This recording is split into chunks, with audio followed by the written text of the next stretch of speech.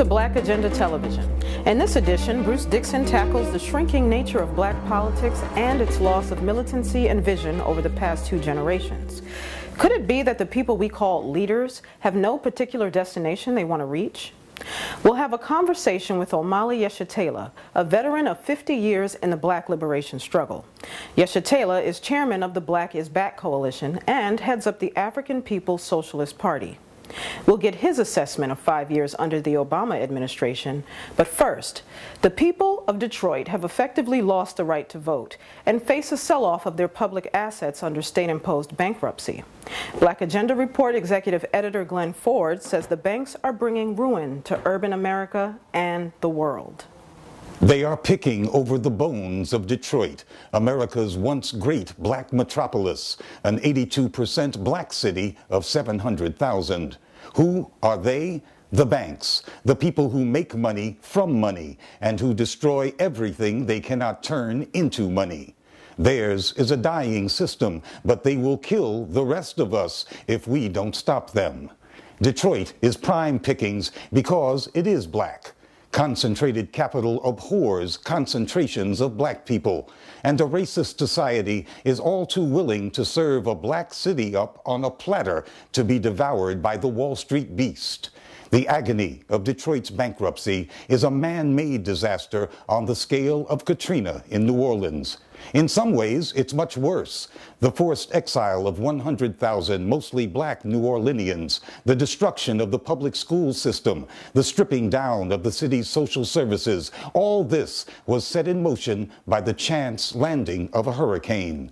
But Detroit is replicable. The disenfranchisement of the city's voters under the dictatorship of a state-appointed manager, the assault on public pensions, the wholesale scavenging and privatization of the people's property, the handover of vast tracts of real estate to corporate pirates, the proposed importation of tens of thousands of upscale immigrants, and the looming physical expulsion of Detroit's poor. All this can be replicated in scores of other largely black and poor cities across the country. There will only be one Katrina, but there can be many, many Detroits. Every city in the nation with a large poor population will come under similar attack, as will state governments. The central problem is not that governments have squandered money on public employees and city services. American governments at all levels provide fewer benefits and services to employees and citizens than other rich countries. But all of them, every big city and state in the country, lavish huge tax breaks and outright subsidies on corporations. Big business and the bankers that own them have turned the public sector into a cash cow for themselves. Even as Detroit lies broken by state-imposed bankruptcy, the city is still giving away land, tax revenues, and all manner of subsidies to corporations. But Wall Street is no longer satisfied with squeezing local and state governments dry with their criminal lending practices and infinite corruptions. They want to swallow the public sphere whole, to turn government, including public education, into a profit center. They have put Detroit and other black population centers at the top of the list because that is the route of least resistance. They know that Americans, including many black Americans, are all too eager to believe that black-run cities have brought disaster upon themselves. However, the age of austerity is a lot bigger than U.S. race relations.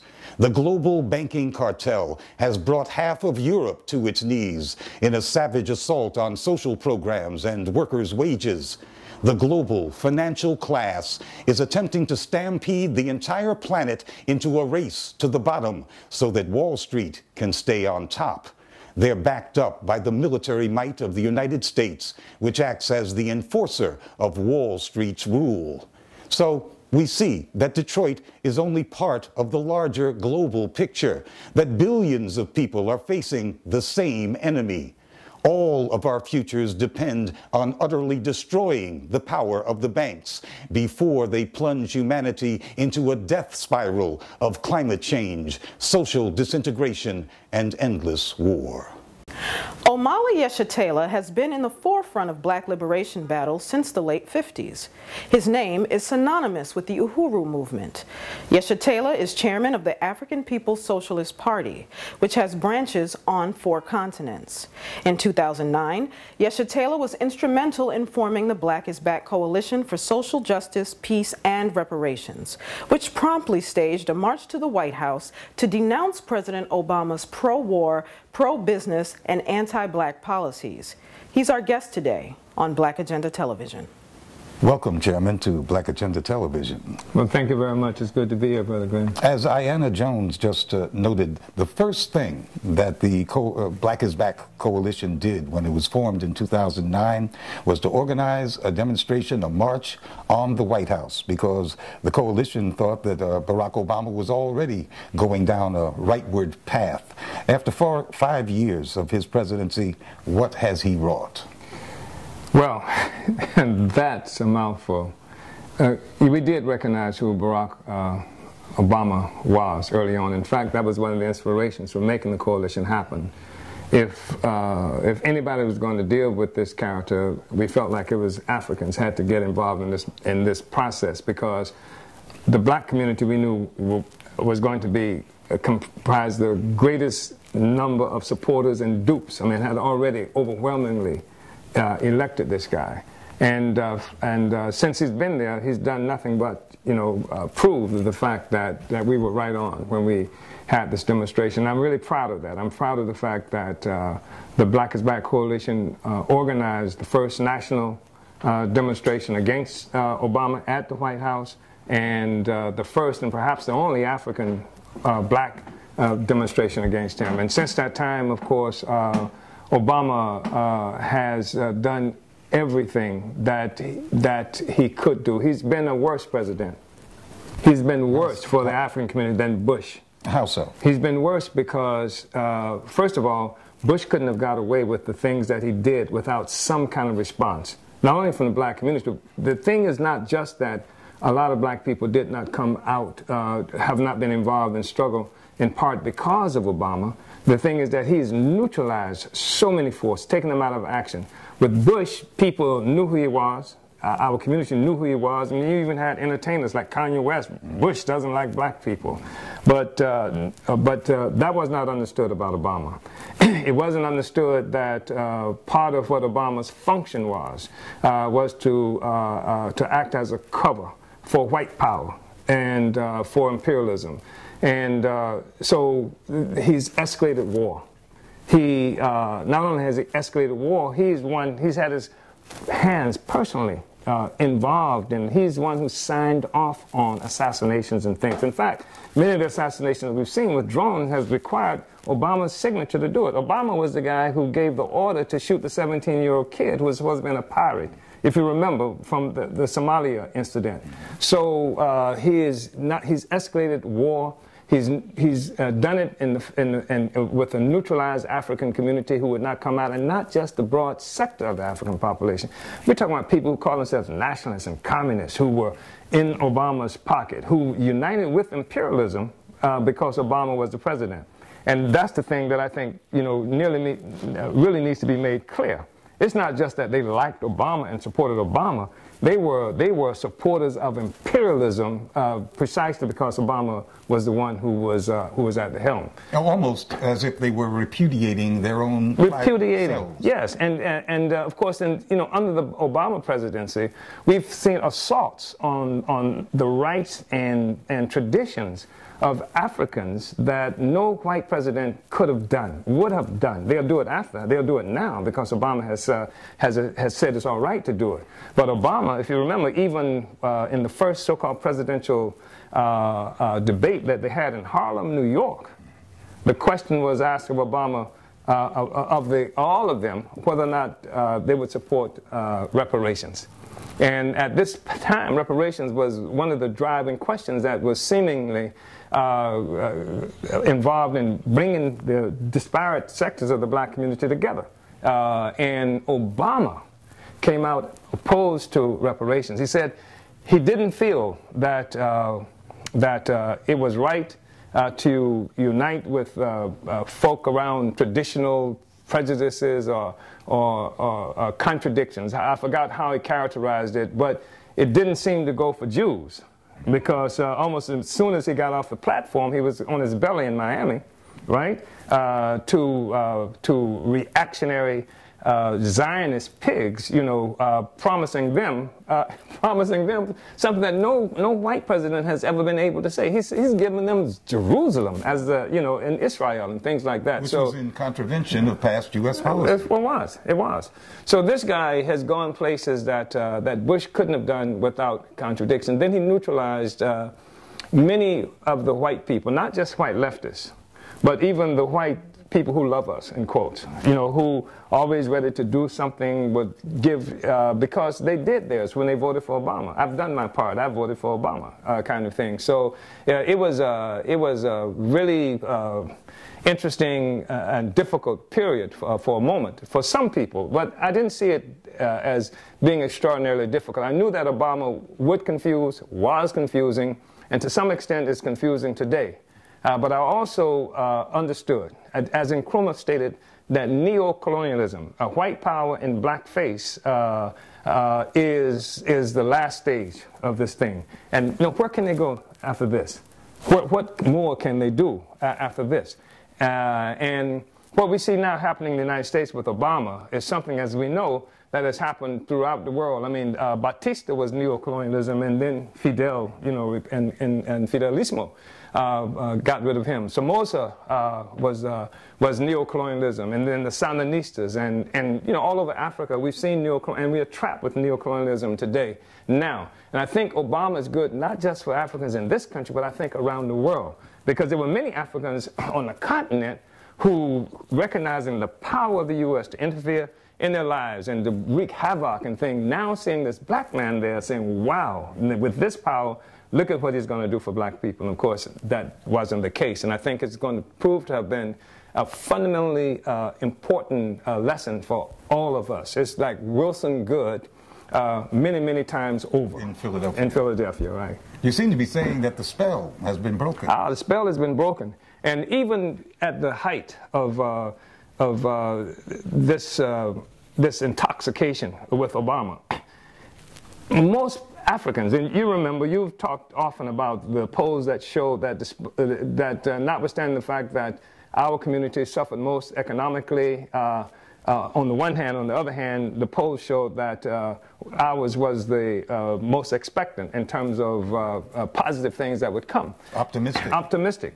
And I think that most Africans said they were for Obama because they were supposed to be for Obama. Do you know what I mean? I mean, it's like, this is what, it's like, you know, like somebody talking about your mama, and it doesn't matter that she ties you up at night and you know, beats you with an extension cord, that's your mama. So everybody knows you're supposed to say nice things about your mama, and that's with Obama. And because people have experienced those policies in real life in our communities all around this country.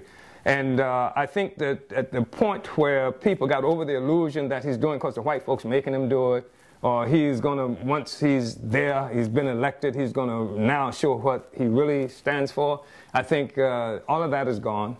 And I think that people can hear, you know, and increasingly people are stepping forward. If you go like on social media now, the kind of stuff you see about Obama, you couldn't have seen that just a couple of years ago. So I think the spell has been broken. And I'm glad the spell has been broken. I have a visceral response to Obama, to be frank with you, because so many African people have gone into the trenches, many of whom assuming that the only way we can make progress is in the electoral arena anyway. Many of them growing up wanting to be able to say, I can be the president anyway. And then for this character to come there. And what he's done is played on the emotions of our people. He's played the African community, not a single promise that he made to this constituency, his most loyal constituency. He has made not a single promise, said and done nothing. And the only thing he's done is criticize in the most callous, reactionary kinds of way. And even when he wasn't criticizing us directly, even sometimes when he referred to himself, he played into the worst, most callous, reactionary assumptions that even Klan people, remember he called himself some kind of mongrel or something to that effect, you know? Kind of mutt or mutt, yeah, and that kind of thing. So So Obama has, he's been just a horrible lesson, I think, for our community, and I think we come out of here much stronger than what we went into it with. Well, let's talk about some even more fundamental aspects of politics. In black politics and American politics in general seems to have degenerated to the point that people think that all of politics is electoral politics. Yeah. And that was one of the things that you found interesting, too, is that some people who we've respected over long periods of time, those of us who've been involved in the movement, who would raise the question when you criticize Obama, they would say something like, well, what do you want, McCain? Or do you want... as if that's the only alternative. Yeah, exactly. Or Hillary. And what do you, if not Obama, then what are you going to do? And it's, some of these people are old enough to know better, in the sense that there have been times in our struggle, in relatively recent history, when we had genuine revolutionary movements, where at the time, the height of the Black Panther Party, nobody said if you don't vote for Reagan, or Nixon or Johnson, or what are you going to do? I mean, what it's clear you're going to do is you're going to build a movement to take the political space, the revolutionary space, the democratic space that we need. You recognize that the system won't give it to you, and especially won't give it to you if you're black, if you're Mexican, etc. So that's extraordinary. So what has been defined as politics in the recent period is something that locks us in to the imperial space. And even when Jesse Jackson, I remember when Jesse Jackson, 1980s, he ran for office, and he ran for president. And we criticized and challenged that because it was clear, and this is what you see at the height of certain kinds of crises, at the moment where Africans and other people would begin to look for alternatives to the Democrats, which is where our loyalty has been for the longest period of time, then there's this Negro who will step forward to lead us back safely into the embrace of the system through the Democratic Party. Jackson did that. And we exposed Jackson and why he was doing it. I mean, this is the guy who would do this, and then he would go to Alabama and he'd take pictures with George Wallace, to show that he's a regular guy. He wants to make sure that he's working against the assumption of the Democratic Party, being the party of just black people. He's for everybody, and so he shakes hands with Wallace. And so we're exposing this, and then they said, well, you must be working for the CIA because you made a poster with Jesse Jackson shaking hands with George Wallace. Well, if we're the CIA because we posted the picture, then who the hell is Jackson, who was shaking his hand? Do you know what I mean? And so this was, and so people thought they could build a movement off the tails, the coattails of Jesse Jackson. Of course, Jesse Jackson, its history has proved, didn't have very, very long coattails, and he was left in the wind when somebody came through. Let me just say this about Obama that made him even more valuable than a Jackson, whom the ruling class, put forward at a certain time and certain way to give the impression you can be the president to, this is the run that you could have. But Obama was an extraordinarily good candidate for them.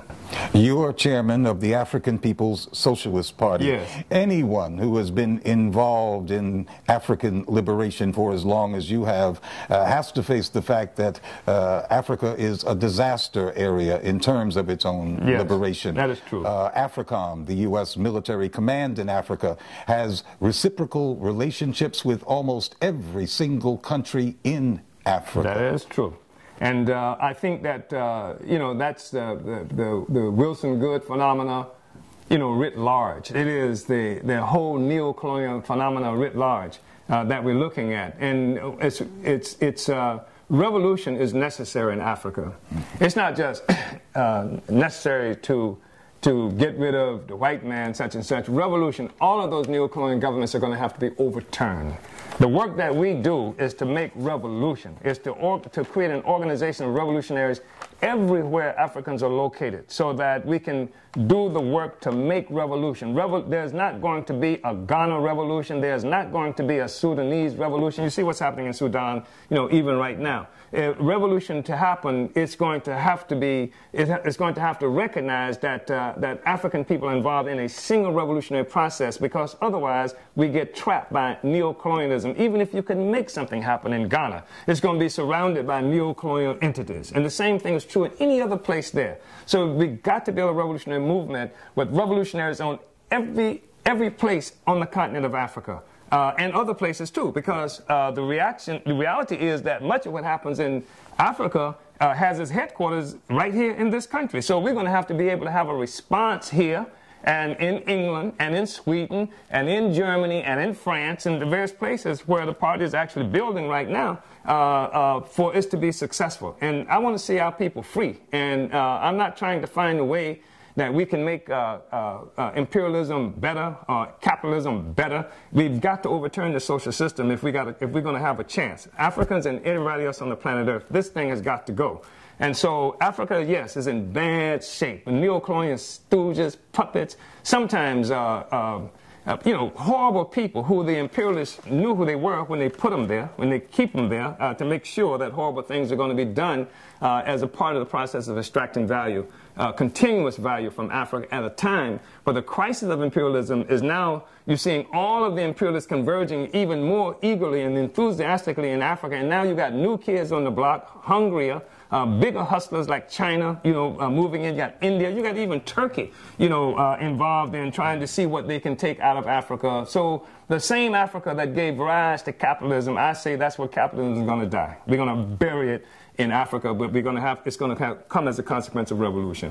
You're a socialist. Most of the people involved with the Black is Back coalition are socialists of one kind or another. Right. Is it getting harder or easier to talk socialism to black people? Well, it's really never been a real problem to talk socialism to black people, especially, like ordinary working people. There might be some uppity Negroes who you can't talk to about socialism. And I think that's why anytime a white organization wants to build a so-called socialist communist organization movement, they come to the black community. As opposed to where the discussion is that's where the discussion will have some traction. And so it's easier. And I think the thing that's really interesting is you see more and more pundits, more and more thinking representatives of the ruling class coming out defending capitalism. There's nothing wrong with capitalism, they're saying, as though it's like Nixon, I am not a crook, right? I mean, it's not like somebody's even raised the question for them, but the question is being raised. The evidence of the crisis of imperialism is so blatant that they find themselves having to come up with. You remember Francis Fukuyama, who talks about the end of history. Where else can you go after you got this so-called liberal democracy? Well, he's backtracking, and he's now talking about the beginning.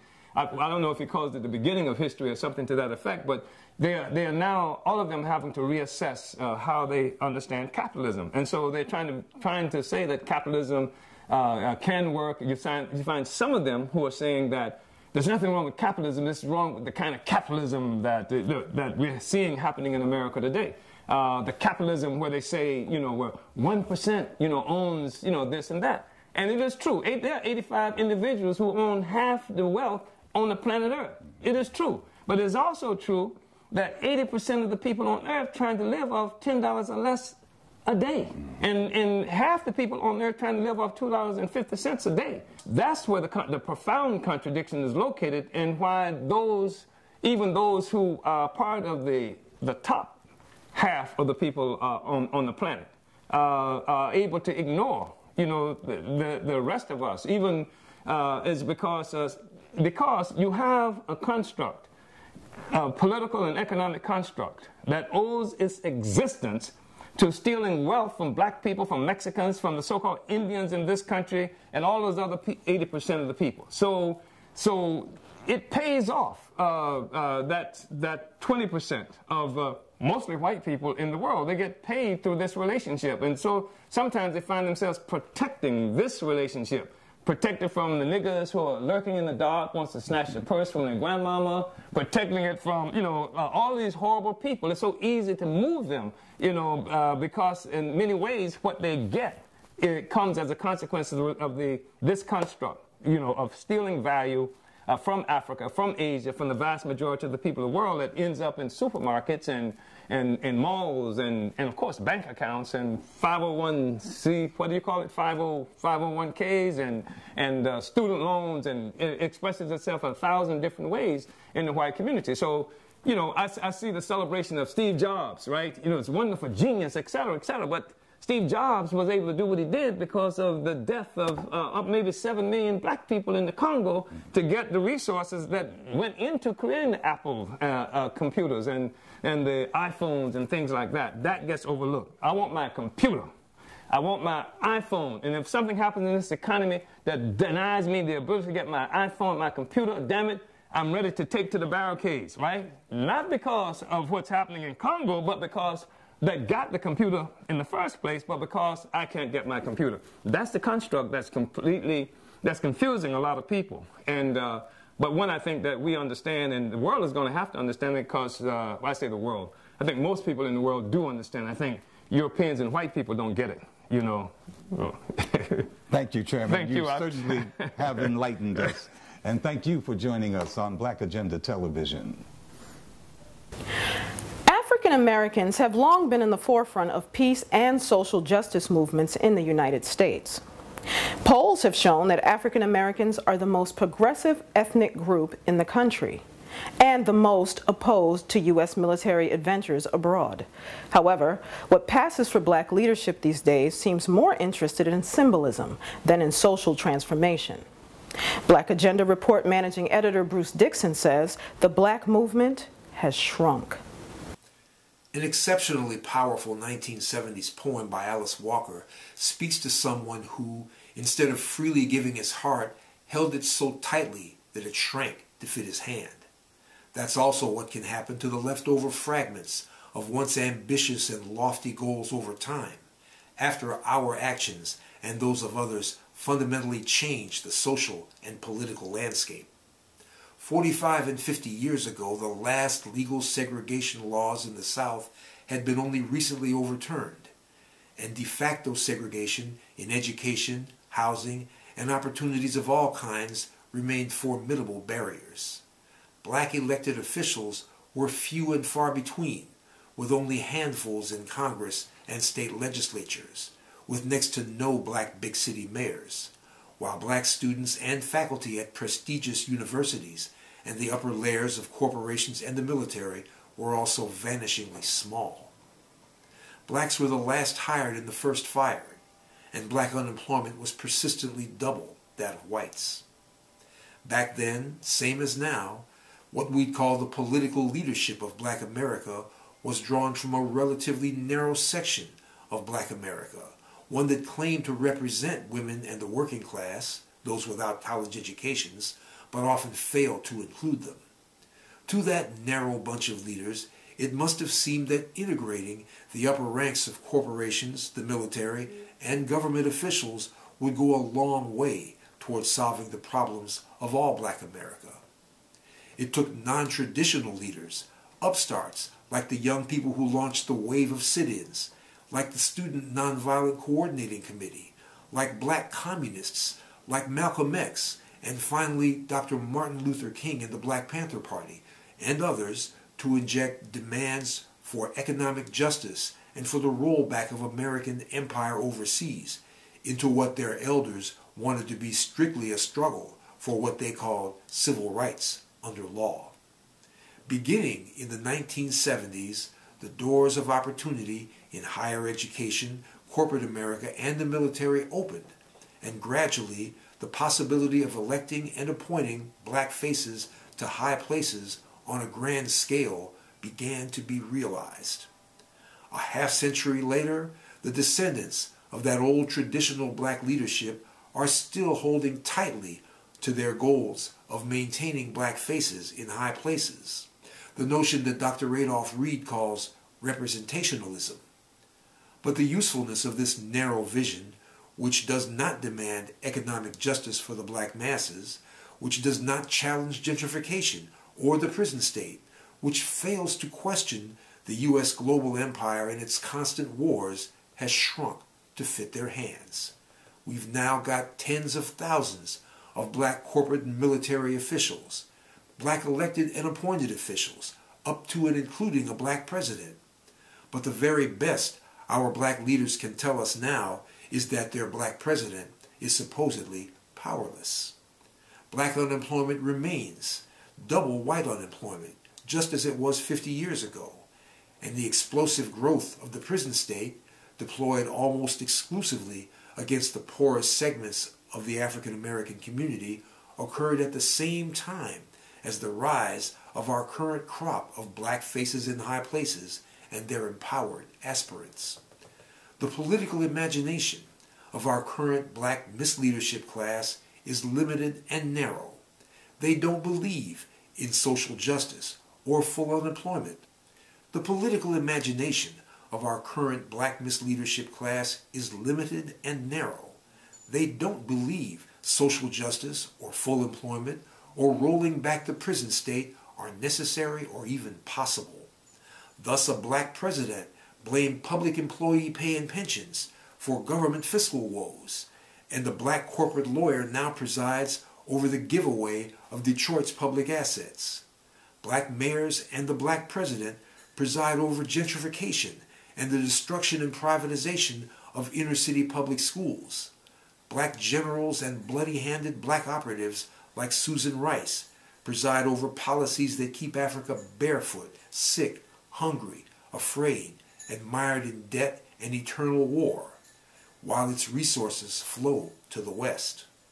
The black misleadership class, which has arisen in the last 40 years, has accomplished almost nothing beyond their own glittering careers. Allowing them to set the horizons of black politics means the end of black politics. It means eternal war abroad and surrender to the prison state, to austerity and privatization at home, while our black misleadership class ceaselessly celebrates the victories of the civil rights movement of the 60s. It's time to grow some new leaders, to grow some new models of leadership, to build new formations, to look away from our preachers and our politicians, to look away from our corporate media figures and our corporate-funded civil rights organizations, before the horizons of black political imagination shrink to fit the closed minds and the selfish ambitions of our current black misleadership class. For Black Agenda TV, I'm Bruce Dixon. That's our lineup for this edition of Black Agenda Television. You can visit the Black Agenda team every Wednesday for a new and provocative issue of our magazine, blackagendareport.com, and listen to us on Black Agenda Radio on the Progressive Radio Network. It's the place for news, commentary, and analysis from the black left. We also urge you to visit GoProRadio.com, Black Agenda's partner in bringing information for liberation, every Wednesday at 6 p.m. for Black Agenda TV Express. I'm Ayanna Jones.